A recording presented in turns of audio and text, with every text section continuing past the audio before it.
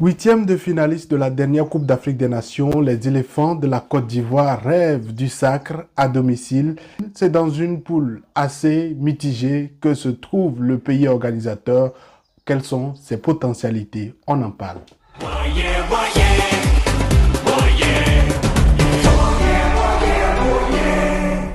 Salut à toi, bienvenue sur ma chaîne. Moi c'est Jacques, ici j'analyse l'actualité sportive africaine. Si tu ne l'as pas encore fait, abonne-toi à ma chaîne, active la cloche de notification pour qu'on puisse continuer par être nombreux ici avant le début de la fête continentale.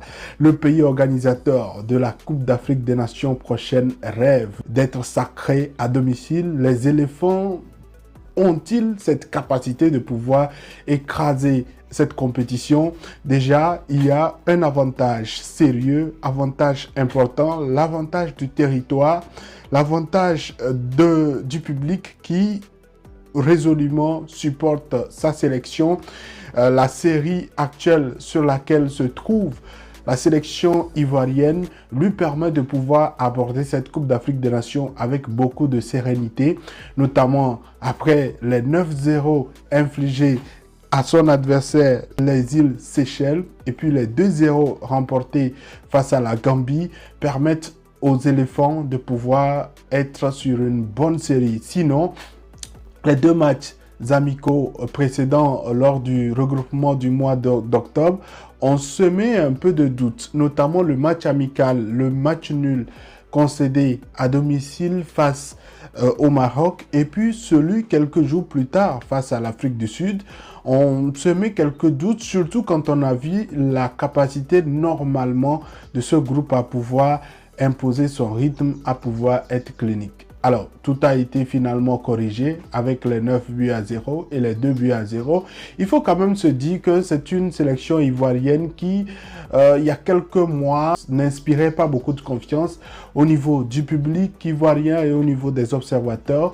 Mais au fur et à mesure, à l'approche donc de ce rendez-vous continental, on se rend compte que l'équipe est en train de monter en puissance. Il y a beaucoup plus d'assurance, il y a beaucoup plus de maîtrise de jeu et également une jeune génération qui est en train de vouloir mettre son ascendance dans le jeu. On a vu la prestation d'Adiengra lors de la victoire face aux îles Seychelles et la confirmation face à la Gambie.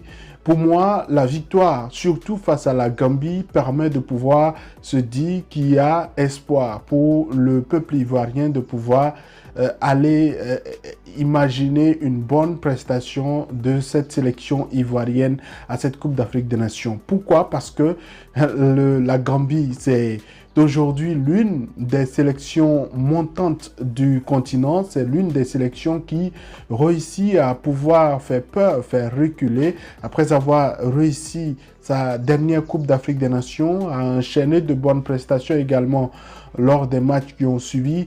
Et j'estime que si les éléphants ont réussi à pouvoir s'imposer dans cette rencontre, ils ont maintenant les semaines à venir pour pouvoir corriger les imperfections parce que effectivement il y a des choses à corriger. Sur l'efficacité, il faut continuer par y travailler parce que oui, il y a un travail assez important que Kaba au milieu de terrain, Seko Fofana, sur l'aile droit Adiengra. Aujourd'hui, il y a une option qui a été prise par le sélectionneur ivoirien, celle de toujours titulariser Sébastien Haller en doute en club pour lui permettre de bien démarrer cette compétition continentale en janvier. C'est une option, c'est un risque, mais qui normalement est en train de payer parce que le joueur marque sur ses dernières rencontres en sélection.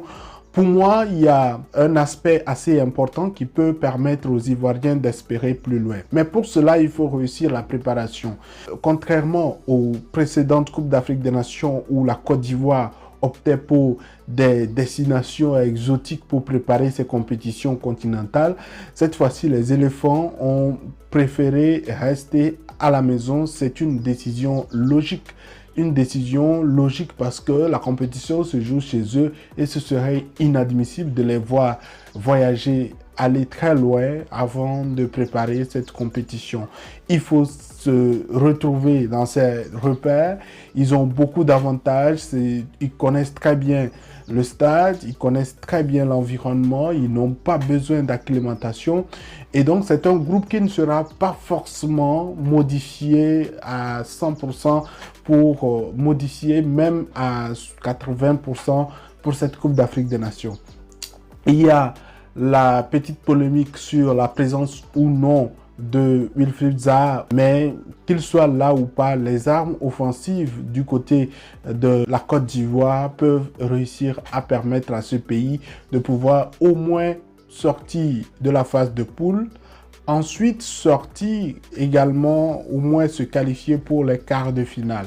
À l'image du Cameroun dont je parlais lors de ma précédente vidéo, que s'ils réussissent à atteindre la phase des quarts de finale, ce sera réussi pour eux.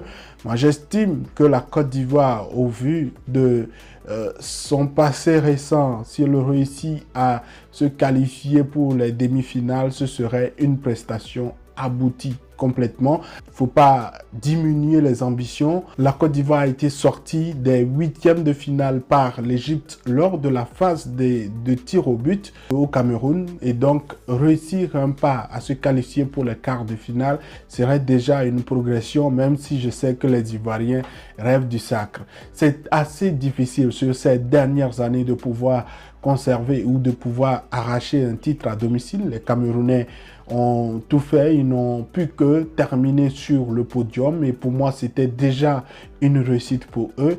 Si la Côte d'Ivoire réussit à atteindre cette demi-finale, je pense qu'elle pourrait se satisfaire parce qu'il y a quand même des adversaires assez sérieux déjà dès la phase de poule. Le Nigeria, géant du continent, même si n'enchaîne pas beaucoup de résultats positifs, il y a également les deux adversaires qu'il ne faut pas négliger, la Guinée-Bissau et surtout la Guinée équatoriale qui aligne ces derniers temps beaucoup de succès, une victoire contre la Tunisie, d'autres succès assez intéressants, qui est déjà leader de sa poule pour les éliminatoires de la Coupe du Monde 2026. Ce qui montre à suffisance la qualité de l'adversaire. Alors, la Coupe d'Afrique des Nations pour la Côte d'Ivoire démarre le 13 janvier puisque ce sont eux qui vont jouer le match d'ouverture. Ce sera face à la Guinée-Bissau, une rencontre très attendue qui va donc annoncer les couleurs de cette participation à la Coupe d'Afrique des Nations. Après cela, ce sera le match tant attendu le 18 janvier face au Nigeria. Et pour terminer, il va falloir jouer le 22 janvier face à la Guinée équatoriale, un adversaire à prendre au sérieux pour ne pas être déçu. Donc la Côte d'Ivoire aura forcément du pain sur la planche et il va falloir donc se battre. Mais au fur et à mesure, au fil de la compétition, forcément que le groupe va monter en puissance parce qu'il y a encore des joueurs d'expérience, des joueurs qui ont vécu plusieurs Coupes d'Afrique des Nations et qui peuvent apporter beaucoup de choses de leur expérience pour permettre à la jeune génération de se sentir à l'aise. Est-ce que selon toi, la Côte d'Ivoire réussira à garder la CAN à la maison, le trophée à la maison? J'attends ton commentaire. Si tu ne l'as pas encore fait, abonne-toi pour qu'on puisse se retrouver encore plus nombreux et aborder un autre pays très prochainement.